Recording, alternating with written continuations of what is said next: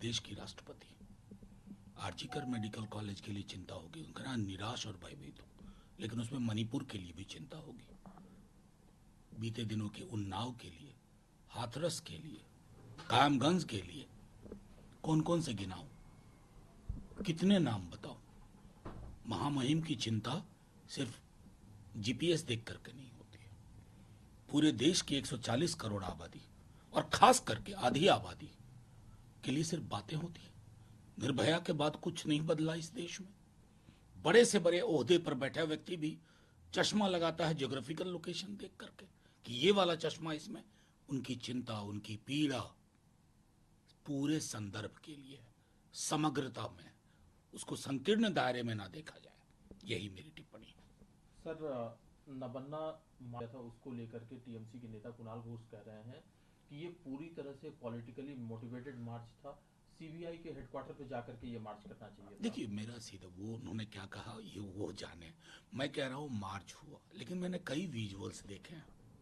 अक्सर हम लोग पुलिस को प्रतीक मान करके राज्य का बहुत सारी बातें कहते हैं। पुलिस कर्मियों पर जिस तरह के हमले हुए, वो पीसफुल मार्च में नहीं होना चाहिए ना। बाकी आक्रोश की परिणति शांति से जितनी होती है ना, संदेश दूर तक जाता है। वेंडलिज्म जब अब होने लगता है ना, तो वो जो संदेश है, आप सोच के देखिए कि उसकी पेरेंट्स की पीड़ा, जो पीड़िता है, उनको भी क्या लग रहा होगा कि इस तरह के मार्च हो। उनको न्याय चाहिए।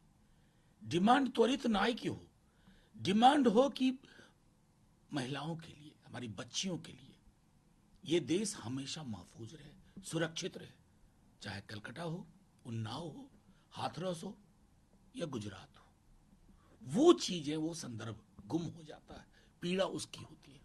सर, आज से पूरी तरह से जिस तरह से ममता बनर्जी की सरकार घिरी हुई है, हालांकि मुख्यमंत्री जी ने अब ममता बनर्जी ने एक बात कही है कि अगले कुछ दिनों में असेंबली सेशन बुलाया जाएगा और एक बिल लाया जाएगा जिसमें कि 10 दिन के अंदर इस तरह की घटनाओं को लेकर के कैपिटल पनिशमेंट देने की मांग देखिए, होगी। बिल्कुल सही है।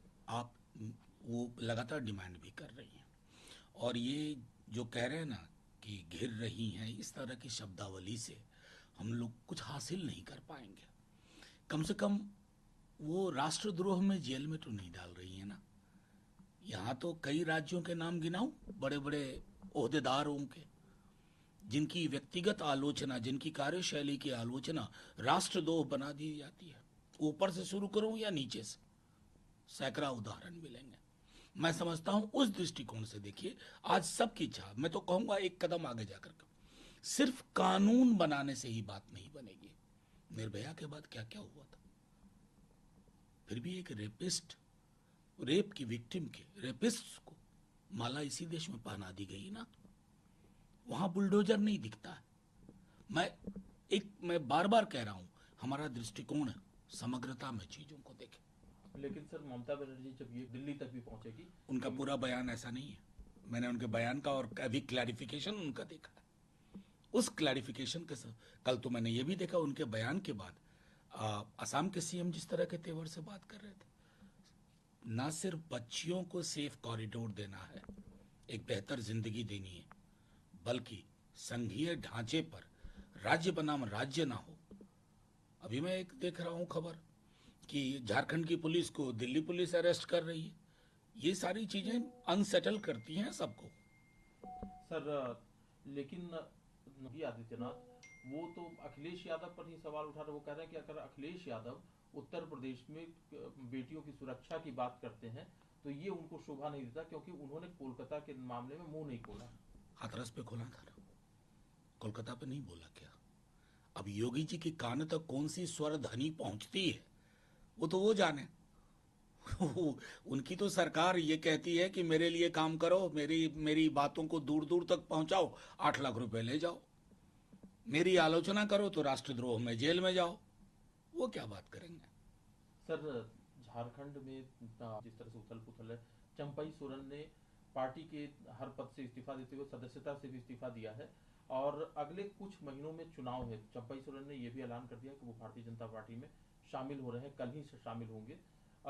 कुछ असर पड़ सकता है इसका चुनाव पे? अब देखिए, दिल्ली की जो मुख्य धारा की एक मीडिया है वो तो समझ लेगी कि सारी की सारी सीटें गई झारखंड की। लेकिन ये जो मुख्य धारा की मीडिया है ना, इसे ये पता नहीं कि आदिवासी समाज में वहाँ क्या चल रहा है। आप, मैं सच कह रहा हूँ, दिल्ली में बैठे कुछ नेता लोग सोचते हैं कि सेटिंग गेटिंग ये करके ही चीज़ें होती हैं। ऐसा नहीं होता। चाहे कोल्हान का इलाका हो या कोई और इलाका हो, वहाँ एक चर्निंग हो रही है। उस चर्निंग को समझ नहीं पा रहे हैं। और हाँ, महाराष्ट्र में तो बहुत सारे लोगों को लेके गए थे साथ में, उनको भी साथ में लेके गए जिनके बारे में भोपाल में गर्जना की थी। किन्होंने? प्रधानमंत्री जी ने।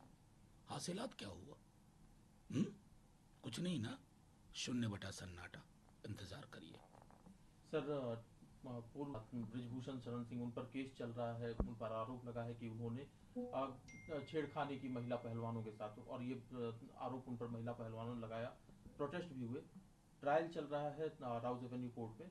उस ट्रायल के खिलाफ ब्रिजभूषण शरण सिंह हाई कोर्ट पहुंचे हैं और उन्होंने कहा है कि ये ट्रायल गलत तरीके से चल रहा है, उन्हें राहत मिलनी नहीं, चाहिए। समरथ के नहीं दोस्त को समझ, बड़े ताकतवर है भाई। खुद को टिकट नहीं मिला तो बेटे को टिकट दिलवा दिया। एक जुबान पर एक शब्द तक नहीं आया। बल्कि एक सांसद तो पूरे किसान आंदोलन को ही अभी जो कह रही थी उसी तरह के विचार बीजेपी के लोगों के महिला पहलवानों और उनके उत्पीड़न को लेकर थे। कहाँ की शिकायत भाई, बहुत बड़े लोग हैं, ताकतवर लोग हैं। ये कानून को अपनी मुट्ठी में करने की कला से माहिर है। बस कभी न कभी हिसाब होता है, आज, कल या परसों।